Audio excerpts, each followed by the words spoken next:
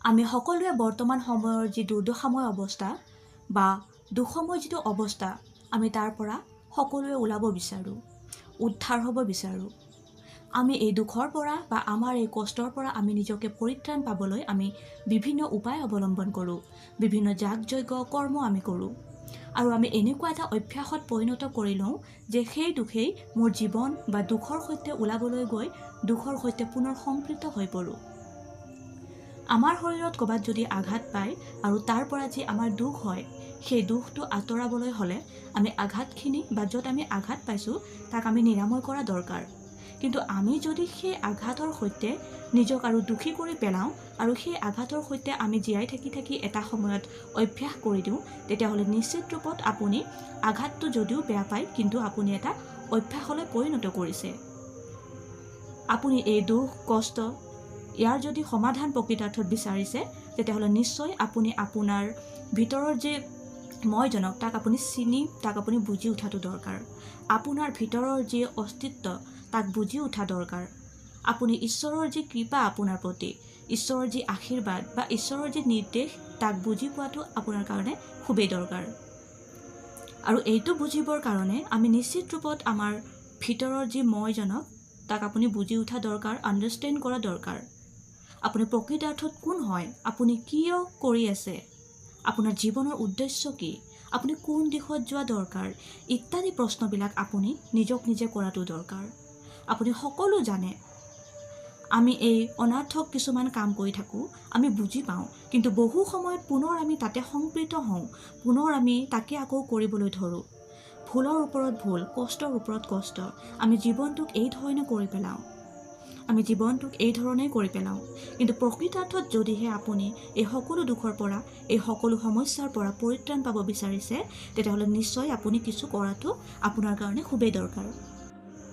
কিছু কৰ্ম কৰা দৰকাৰ। কিবা এটা কৰিলেহে আপুনি কিবা এটা পাব। একো নকৰাকৈ কোনো সিদ্ধি হ'ব নোৱাৰে। আনকি ঈশ্বৰেও আপোনাক দিব নোৱাৰে, আনকি দেৱতাও আপোনাক দিব নোৱাৰে। আপুনি কিবা এটা নহয় কিবা এটা কৰিব লাগিব।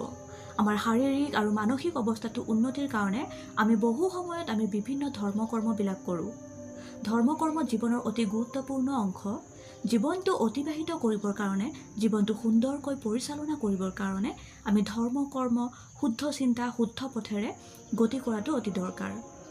কিন্তু আমাৰ মানসিক যিটো শক্তি, মানসিক যিটো স্থিতি, তাক আমি সদায় ষ্টেবল আৰু সদায় পজিটিভ দিশত লৈ যাবৰ কাৰণে আমি বহু সময়ত কওঁ যে আপুনি reiki, access bars, inner transformation therapy, EFT ইত্যাদি যিবিলাক টেকনিক, যিবিলাক পৃথিৱীৰ সকলো অঞ্চলত বা সকলো লোকে সমাদৰ কৰা যিবিলাক প্ৰক্ৰিয়া, তাক অৱলম্বন কৰি আপোনাৰ জীৱনটো সুন্দৰময় কৰিবলৈ প্ৰয়াস কৰিব। বহুজন লোকৰ প্ৰশ্ন থাকে যে এইখিনি কৰিলেই 100% ফল পামনে? যদি আপোনাৰ মনত সন্দেহ আছে, যদি বিষয়টোৰ ওপৰত আপুনি অধিক জ্ঞান ল'ব লাগে, নিশ্চিত ৰূপত জ্ঞান ল'ব।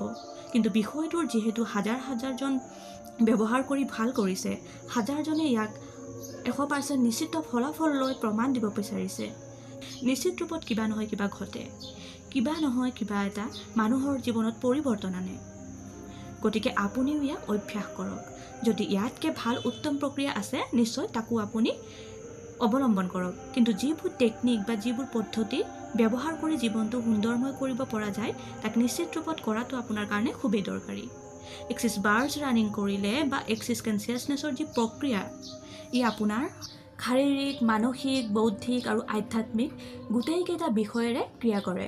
আপুনি অনুভৱ কৰিব আপোনাৰ জীৱনটোৰ যি সৌন্দৰ্যতা, আপোনাৰ জীৱনটোৰ যি ভৱিষ্যতৰ সুন্দৰময় যিবিলাক ফলাফল, তাক আপুনি চকুৰ সন্মুখত দেখা পাব। আৰু সম্পূৰ্ণ প্ৰক্ৰিয়াটো অতি সহজ হয়। তাত মাত্ৰ কোৱা যায়, I am sorry, please forgive me, thank you and I love you। এইটো এটা অতি সহজ প্ৰক্ৰিয়া। এই প্ৰক্ৰিয়াটো আপুনি ক'লে আপোনাৰ জীৱনত বিশেষভাৱে ই ক্ৰিয়া কৰে। ঠিক সেই ধৰণে ডিভাইন কাউন্টছ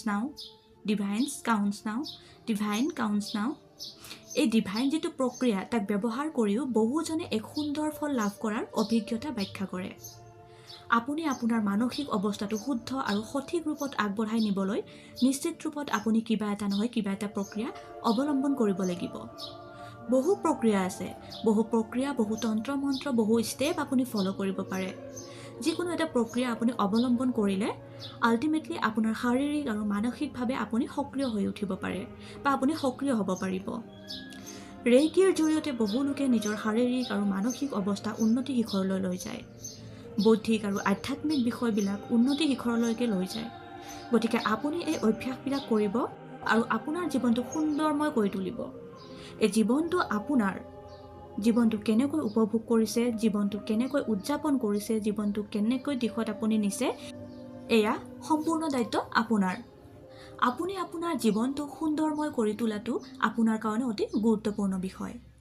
বিভিন্ন বাতাবৰণত থকাৰ কাৰণে বা বিভিন্ন পৰিৱেশৰ নিগেটিভনেছবিলাক থকাৰ কাৰণে আপুনি হয়তো জীৱনটোত বহু সময়ত কষ্টদায়ক বা কষ্টকৰ কৰি তুলিছে। কিন্তু এই কষ্টদায়ক জীৱনটোৰ পৰা পৰিত্ৰাণ পাবলৈ আপুনি আপোনাৰ বাহিৰে অন্য কোনেও আপোনাক সহায় কৰিব নোৱাৰে। আপুনি নিজে আগবাঢ়িব লাগিব। আপোনাৰ কোনোবা গুৰু থাকিব পাৰে, কিন্তু গুৰুৱে আপোনাক জীৱনটো শুদ্ধ কৰি দিব নোৱাৰে। আপুনি নিজেই কৰিব লাগিব। দিশ দৰ্শনহে কৰিব পাৰিব আপোনাৰ গুৰুৱে। গতিকে আপুনি নিজে আগবাঢ়িব লাগিব, নিজে ষ্টেপ ল'ব লাগিব। প্ৰতিদিন আপুনি কৰিব লাগিব। প্ৰতিটো দিন আপোনাৰ কাৰণে গুৰুত্বপূৰ্ণ। প্ৰতিটো দিন সুন্দৰকৈ উদযাপন কৰক। প্ৰতিটো দিন কৰ্ম সুন্দৰকৈ কৰক। আপুনি নকৰিলে আপোনাক কোনো সহায় কৰা ইয়াত নাই। হয়তো এনেকুৱা হয় যে এইটোৱেই জীৱন, এই জীৱনটোত আপুনি এটা সময় পাইছে, এই জীৱনটোতে আপুনি এটা সুবিধা পাইছে যে অনন্ত সময়লৈ আপুনি নিজকে এক শান্তিময় পৰিৱেশত ৰাখিব পৰাৰ কাৰণে, এটা সুন্দৰ সময় দিবৰ কাৰণে। গতিকে এই সময়খিনি আপুনি সঠিক ব্যৱহাৰ কৰা দৰকাৰ। এই সময়খিনিৰ যি প্ৰকৃতাৰ্থ, যি উচিত ব্যৱহাৰ তাক কৰা দৰকাৰ। আৰু আপুনি সেই কৰ্মখিনি কৰিব লাগিব। আপুনি ঈশ্বৰৰ সন্তান, আপোনাৰ ভিতৰত অফুৰন্ত শক্তি লুকাই আছে।